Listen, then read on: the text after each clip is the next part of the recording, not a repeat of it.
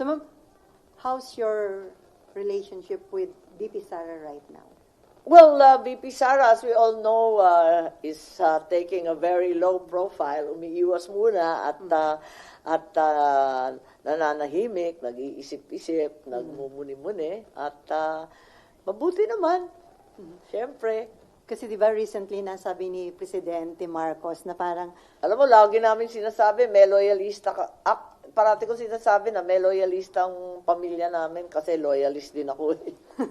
kasi sabi ni PBBM, akala niya, itinuro niyang kaibigan si VP Sara, yung pala parang na-deceive siya dahil parang nasabi ni VP Sara Ako sila nang sumagot ng LQ ganyan, wag na ninyo ako isama.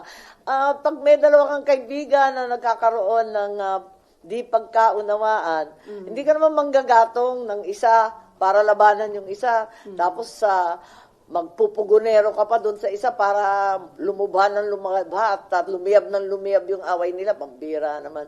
Hindi ko gawain yun. Ayaw mo na sila. Kayang-kaya nilang sagutin yan. Si BP pa. Laging handa yan sa anumang laban sa sabak nun.